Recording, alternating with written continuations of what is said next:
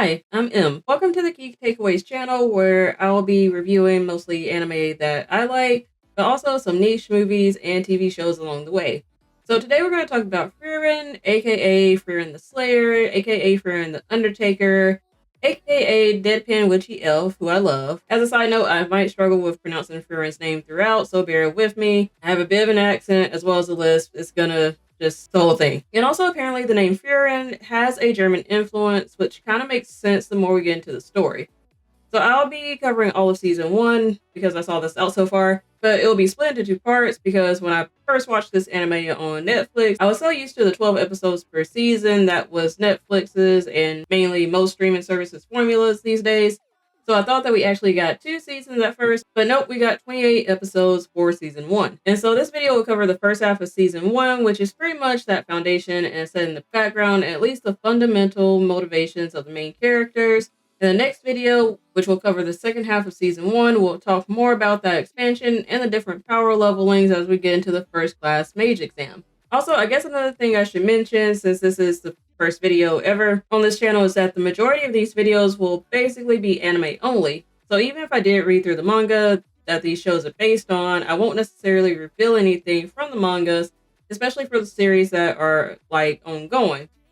Unless there's like a huge detail left out, or the anime wildly deviates from the manga, looking at you, Promise Neverland, or if there's something that's left pretty ambiguous across the anime and the manga and it's like left up to a broader discussion. Episodes 1 through 3, setting the stage. So the series begins at the end of a 10-year journey involving Frieren, the main character, Himmel the hero, Heiter, the corrupt priest, and the dwarf warrior Aizen, after they defeated the Demon Lord and everyone decided to part ways, with Himmel, Heiter, and Aizen all ready to retire, while Frieren decides to go her own way to collect spells and grimoires. So Frieren returns to the royal capital 50 years later because she promised to show her friends a better sight to watch the meteor shower, which occurred every 50 years. She first comes across Himmel, who has turned into this tiny old man. Heiter is also pretty old, and Aizen is around middle age at this point. And apparently, I had to look this up, Himmel the hero was 26 by the end of the journey, so he's 76 in this 50-year time jump, and about 80 years old when he passes, at least according to Google. So as Frieren reunites with Himmel the hero, Heiter, and Aizen, they make their way to Frieren's viewing site, which is a week-long journey. Himmel is especially moved by this because of all the memories of their previous 10-year journey that occurred 50 years back. He comments on the beauty of the meteor shower and seems to be at peace and passes away shortly thereafter. At Himmel's funeral, there's a shift in Frieren because despite her being an elf and thus having a super long lifespan, Himmel's death hit home for her on just how fleeting life can be, at least for humans. Instead of doing something like intellectualizing death like she may have done before, she's actually feeling the sense of loss and grief.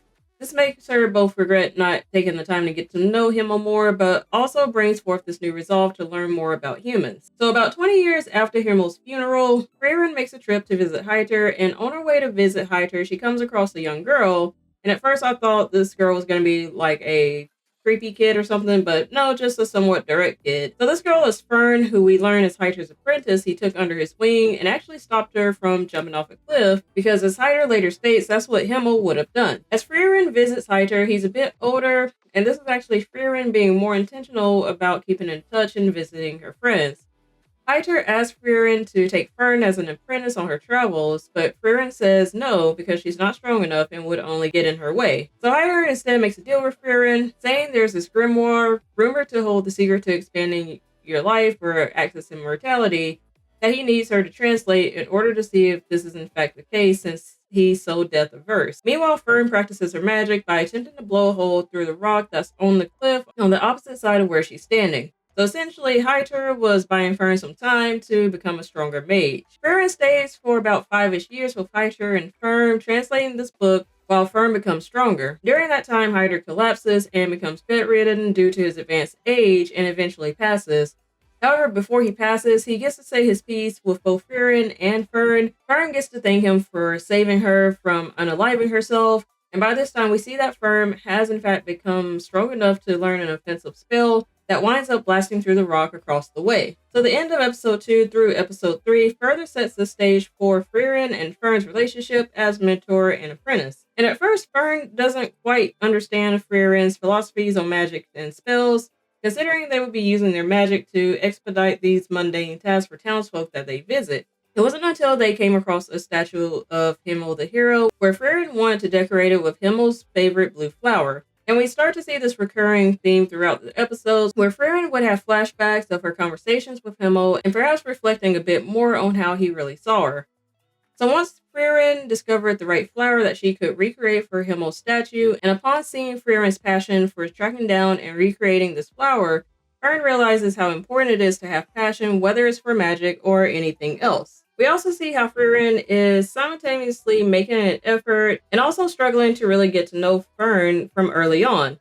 When Frieren and Fern venture into a town, Frieren steals a way to find a birthday gift for Fern, but we also see her struggle to find a good gift. But Fern appreciates it all the same. With episode 3, we get a bit of magic and spell lore when Frieren and Fern have to fight the demon of corruption, Qual, who was sealed away by Frieren, Himmel, Heiter, and Eisen 80 years ago. But despite Qual inventing the killing spell Zoltrak, Frieren reveals that humans have since studied and reverse engineered it so that it can be blockable with a simple defense spell. So what was once a powerful and unstoppable killing spell is now seen as a pretty easy attack spell that can be blocked, but still powerful enough to kill, as we see when Frieren kills Qual with Zoltrak. Episodes 4 through 6, side quests, and start. So episodes 4 through 6 aren't necessarily filler, but they do allow us to see Frieren and Fern explore a bit more on the side quest side of things. There was the mission where Frieren and Fern help clean up a beach town and watch the sunrise for New Year's, which causes Frieren to flash back to when she overslept and missed watching the New Year's sunrise with their friends from 80 years back. And while she thought the sunrise itself was dull, seeing Fern's reaction to the sunrise made her realize why Himmel was a bit upset when Frieren missed the sunrise last time, since they were all supposed to watch it together and bond. Frieren visits Eisen, and at this point, it's been about 30 years since they reunited for Himmel's funeral.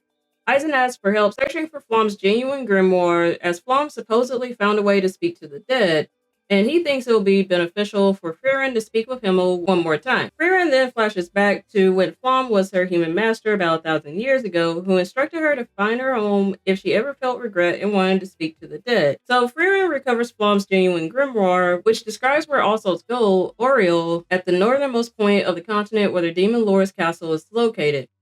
Eisen reminds Frieren that their original adventure to the Demon King's castle took 10 years. Frieren acknowledges 10 years as a chunk of Fern's lifespan, but Fern decides to follow her anyway.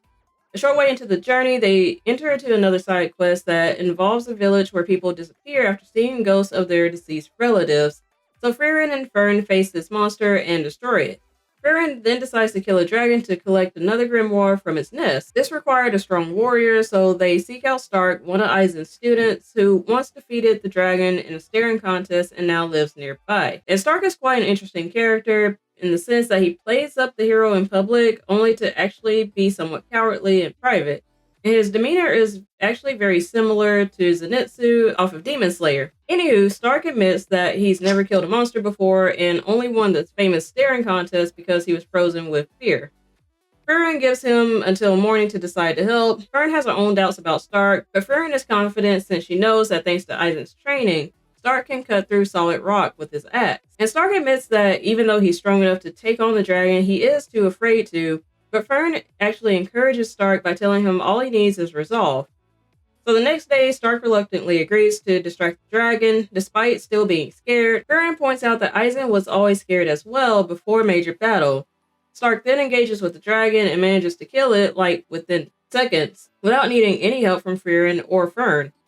Frieren collects a grimoire, and Stark agrees to accompany her on her journey.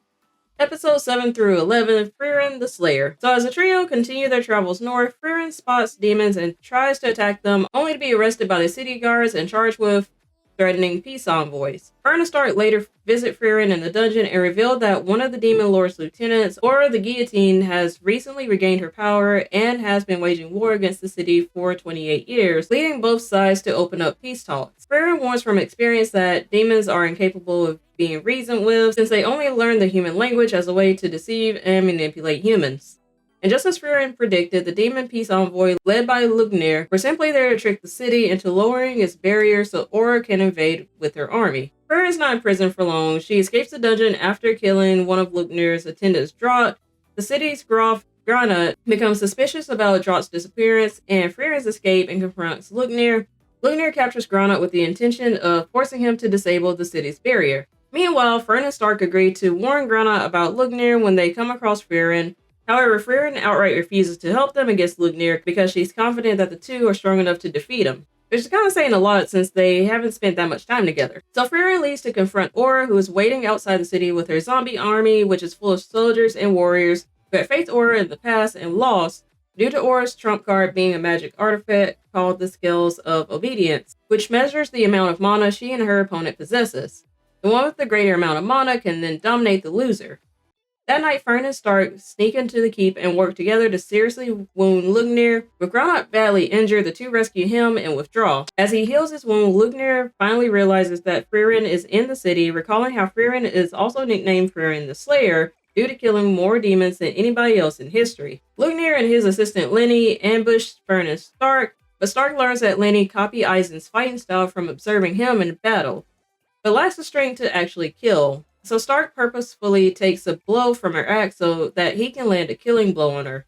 Meanwhile, Fern takes advantage of being able to cast her spells more quickly than even Frieren, eventually overwhelming Lugnir's defenses and then killing him. But while he's mortally wounded, Lugnir wondered how Fern is so powerful until he realized that she had been suppressing her mana to look weaker than she actually is, which is considered taboo amongst demon mages. And then we see a flashback to 1,000 years ago where Flom comes across a destroyed elf village and finds Frieren being the only survivor. Flom took Frieren on as her apprentice and taught her how to indefinitely suppress her mana and how to fight demons. We learn that since demons are proud and self-confident in their own magic, they are incapable of suppressing their own mana. And Flom explains that by suppressing their mana, they can trick demons into feeling a false sense of security, where they can be destroyed in a surprise attack. And one of Flom's last instructions to Frieren was to keep training and suppressing her mana and live in obscurity until she's powerful enough to defeat the Demon King. Back in the present, Aura uses the Scales of Obedience against Frieren, but is horrified when Frieren shows the true extent of her mana, which is massive. Aura is dominated by Frieren and forced to behead herself under Frieren's order. Frieren, Fern, and Stark continue on their journey, but plan to drop by Oysers, a large magical city in the northern lands, to get a first-class mage certification that will enable them to travel through the northern plateau. However, on the way they get lost in a blizzard, and Stark begins to suffer from hypothermia. Fortunately, they find an emergency cabin and meet an elven monk named Croft. Frieren and her party stay with Croft inside the cabin for about 6 months to ride out the winter.